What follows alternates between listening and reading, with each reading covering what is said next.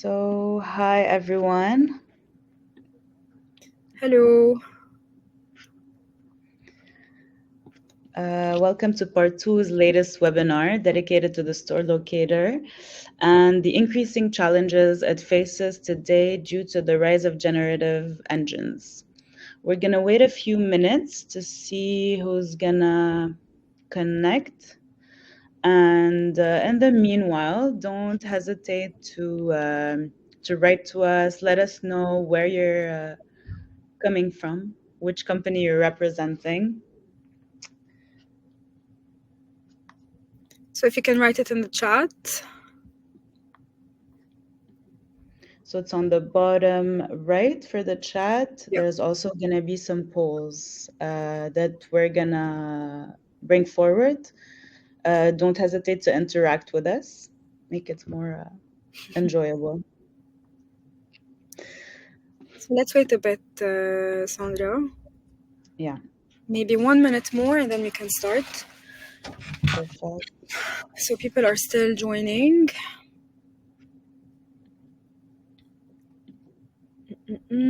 I see we have some clients.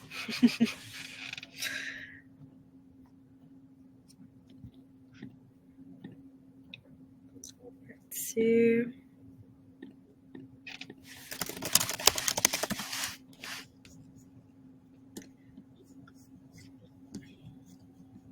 Just let me check. Some people are still joining, so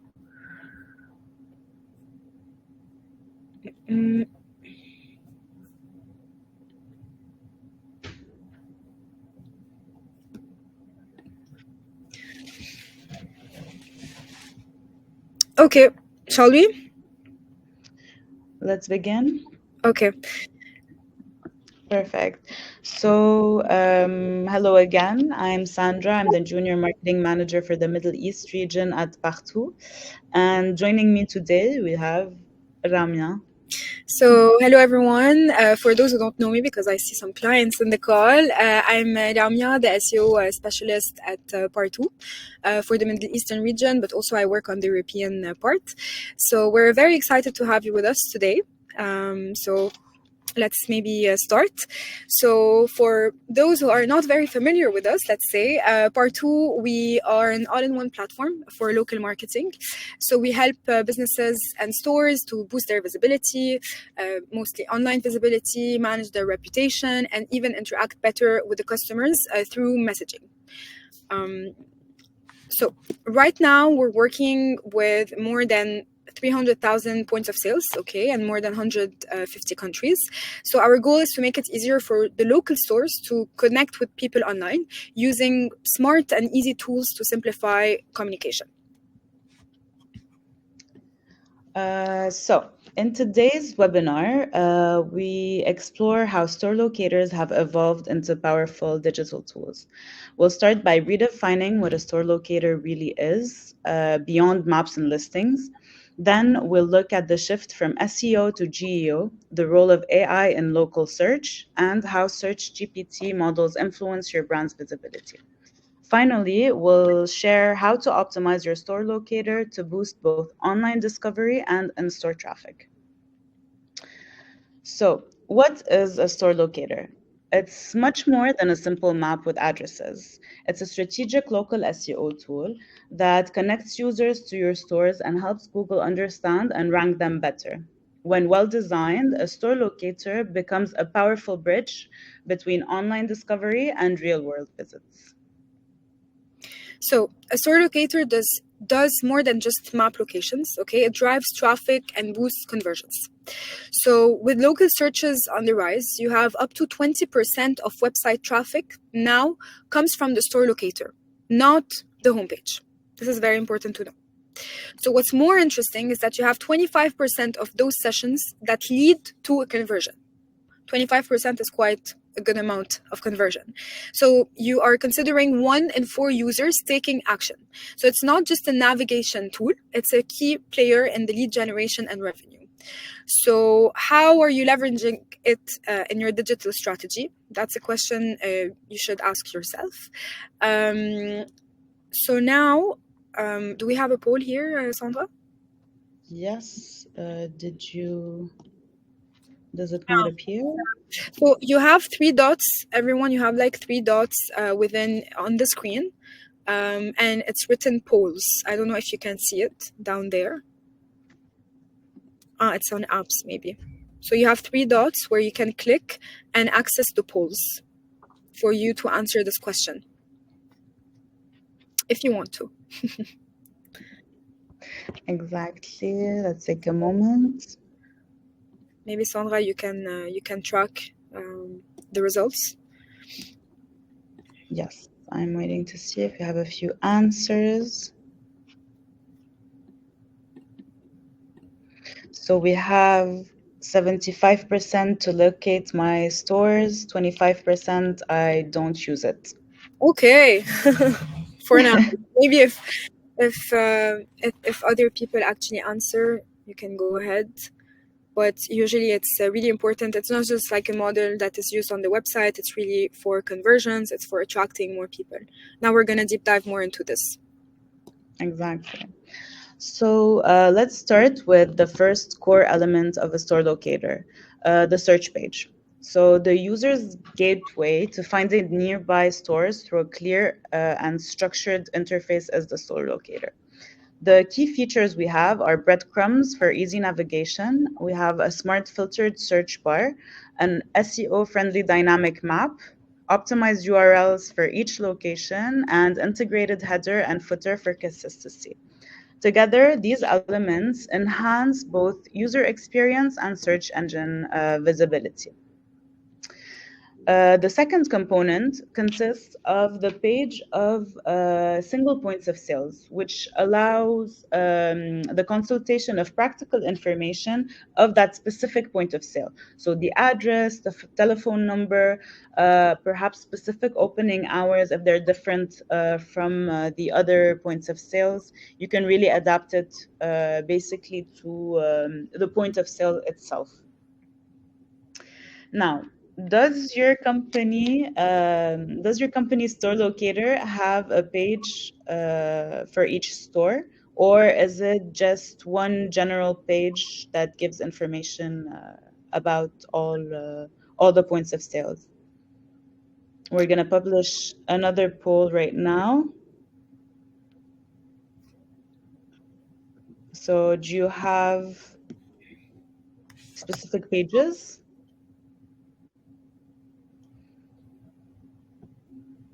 Okay, the majority, 100% do have specific pages for their points of sales. Perfect. Conversion is key on these pages, and whether it's a contact button or a form. So you can also add modules for store reviews, social media links like Facebook, Instagram, and highlight specific services to make it more dynamic and make it more approachable, basically. And remember, having a store locator isn't enough. It needs to be well optimized. AI, especially because AI is making store locators more strategic than ever. And for example, when we asked ChatGPT to list opticians in Paris, it returned atoll locations not based on SEO, but from structured data in atoll's store locator. So here's the catch. We have to mention atoll explicitly.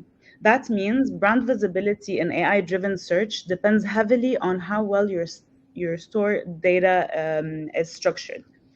The key takeaway here is that with generative search, a well-built store locator is essential to being found.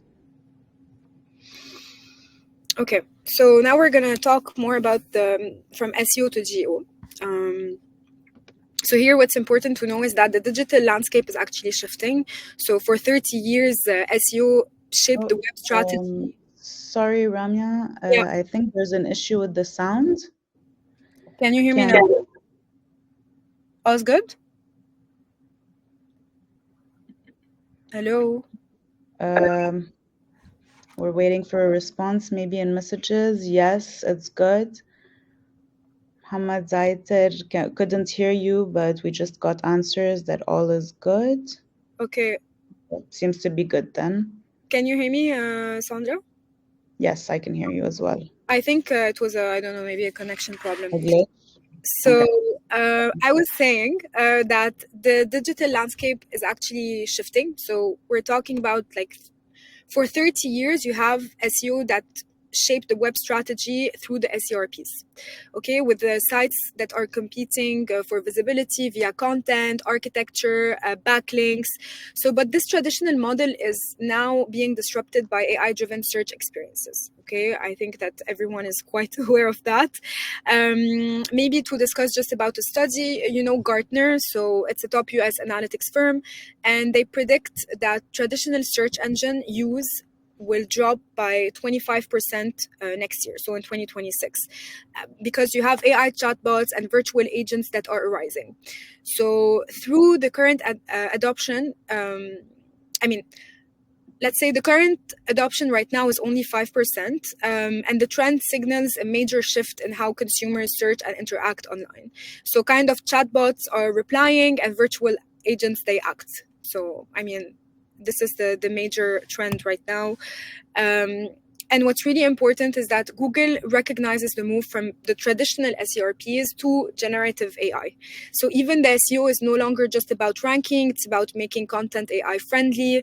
And with ChatGPT handling like 5% of searches and Meta AI in WhatsApp as well. So everything related to AI driven discovery is reshaping how users they engage with brands. So we always have to keep track of this and adapt to all those new behaviors on the web. Now, in this section, we'll explore how Search GPT selects its sources.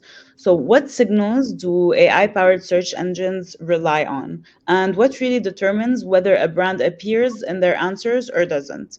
Understanding these mechanics is key to adapting your content strategy and staying visible in the AI era. To be visible in AI-generated search results, there's four key sources that matter. First of all, there's the platform and aggregation, so Google Maps, TripAdvisors, and other marketplaces. There's the proprietary data, such as structured data from your store locator or product feed. The user-generated content, like reviews, comments, social content, and your own website, of course. So, especially when it's well structured and enriched semantically and has proper ranking in SEO. These are the signals that conversational engines like ChatGPT prioritize when generating their responses. Okay, so now this is just for your own knowledge. Like the second key factor is database. Okay, so Google has spent years in building structured data assets across multiple services, whether it's manufacturer center for example, the product details, Google News for all the news, the event coverage, Google Flights, for example, for travel industry, travel data technically, and Google Business Profile for store and location information, which you know very well. So these data sets power Gemini, so it enables it to deliver highly precise and context-rich results. So this is just for you to understand the different types of databases that are being combined, and AI is actually tracking all of this. So the question is to understand like how do they scroll, how consumers scroll through your website. Do you have this information? Do you know about this? Are they scrolling quickly down to the page? Are they reading the content slowly? Are they navigating using the menu? So here there's a poll as well, so if you can answer it, it would be interesting for everyone to share and to know the consumer behavior at the moment. So Sandra, you can also share the results. For now, exactly. So for now, everyone, we have 100% scroll quickly down the page. Okay. Perhaps some people don't have that information. If you don't really have that information, it would also be interesting if you could write it in the chat. Let us know if you don't have it. Have you ever thought about this kind of information? Analyze. Mostly on mobile phone as well. Mm-hmm.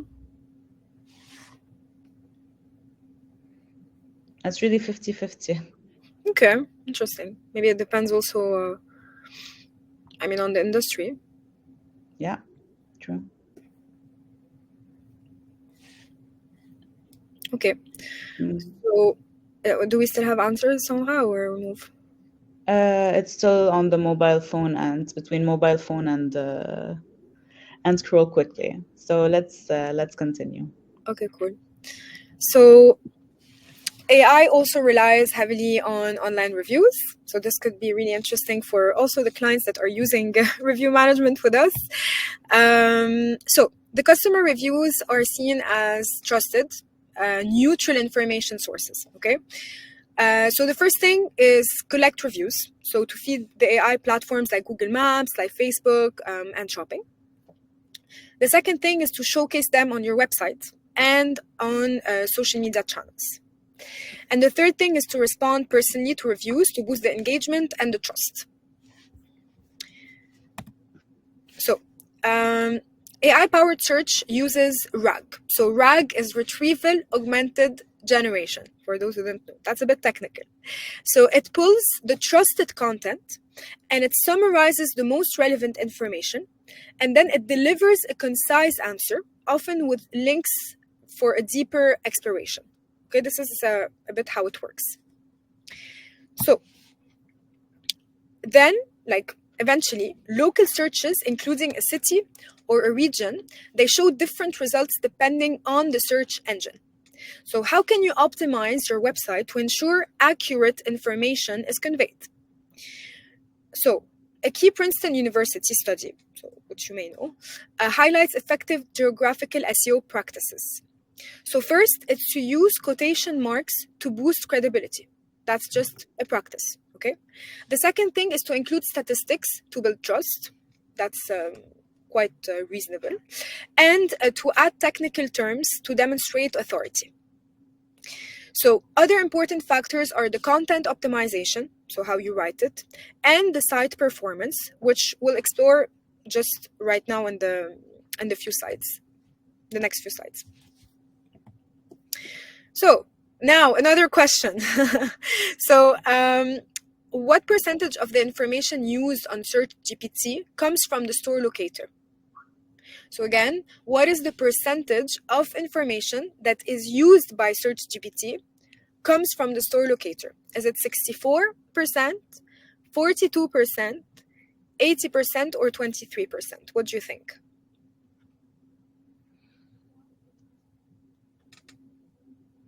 So we have 64%, 42%, 80%. I will let you handle the verdict, Sandra. We have, well, all the answers right now at 25%. Okay. Okay, there's no clear winner till now in the answers.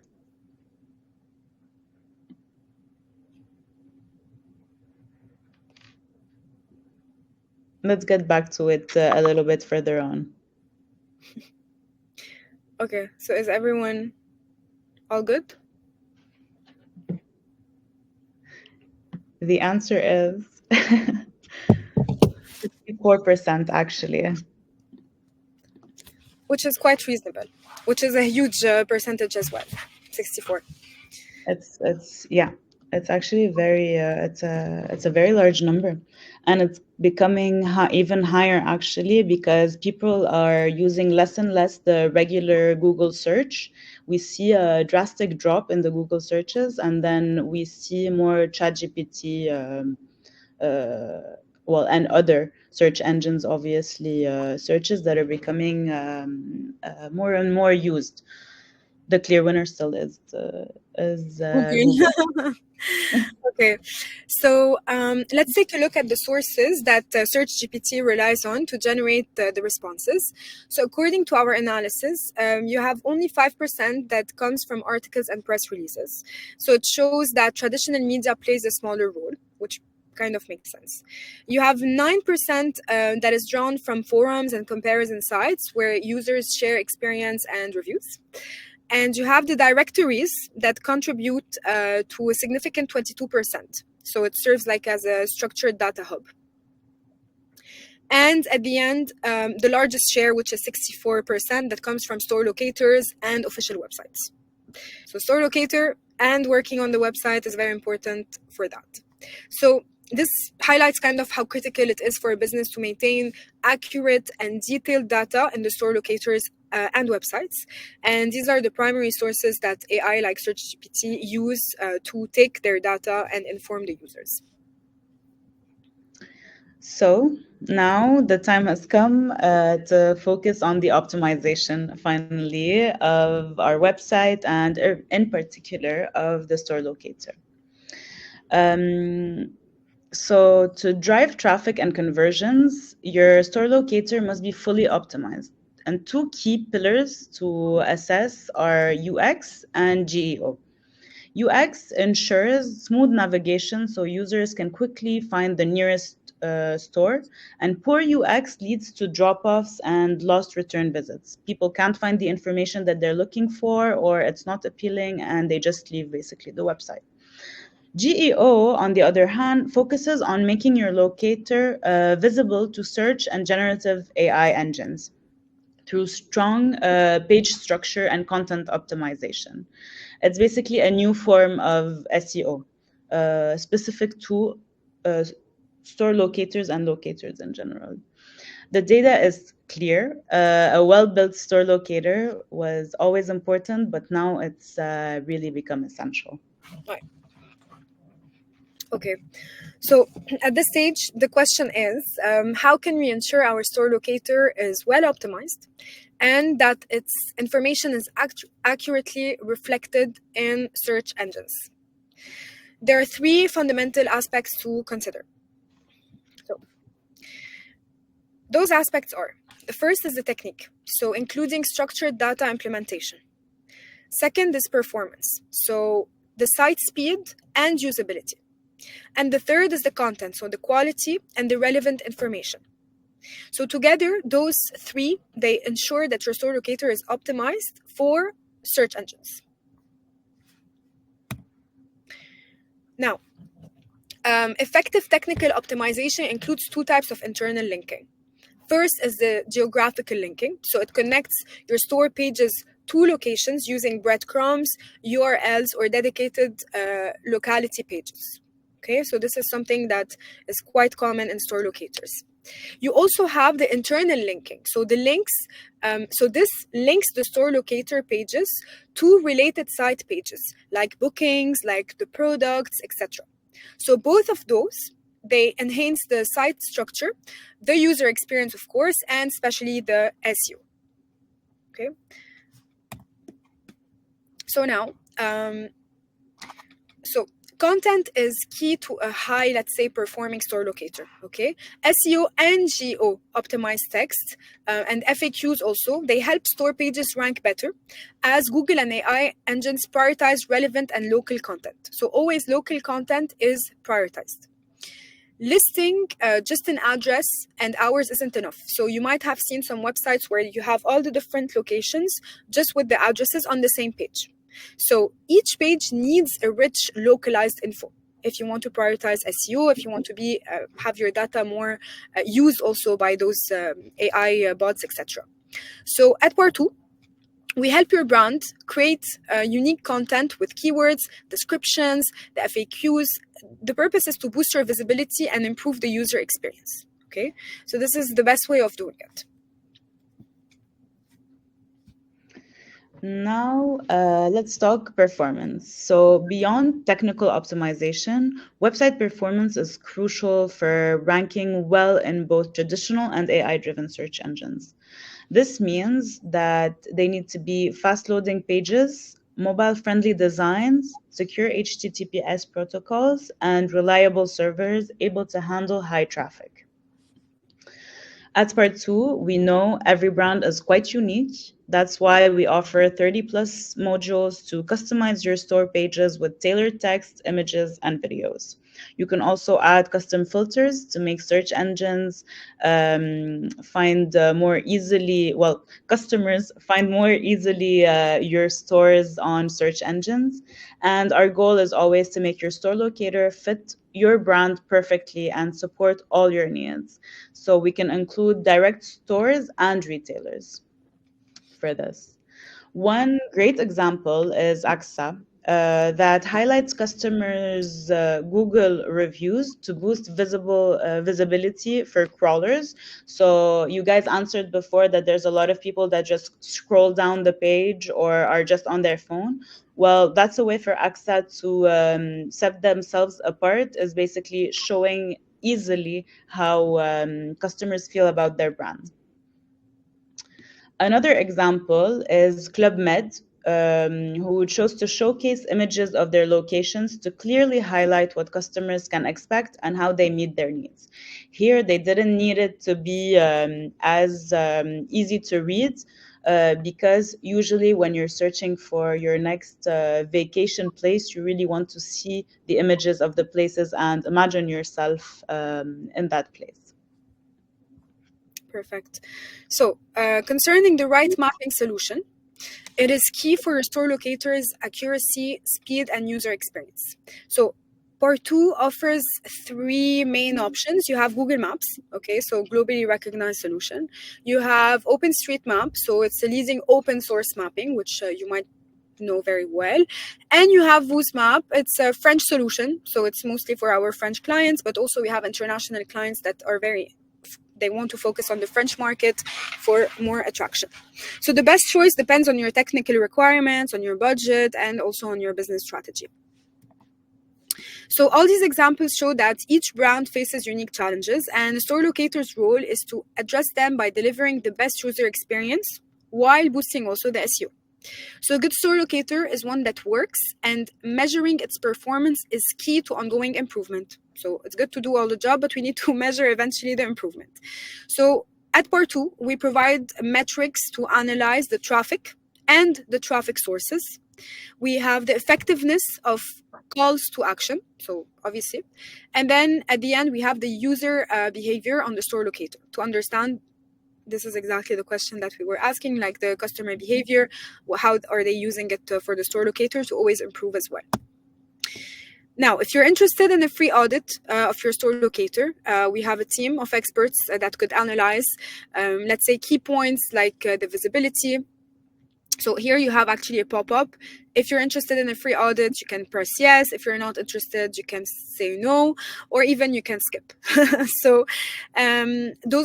for example, we can analyze the visibility, we can analyze the user experience, the reliability of information, the level of optimization and personalization on mobile, for example, because usually it should be quite user-friendly.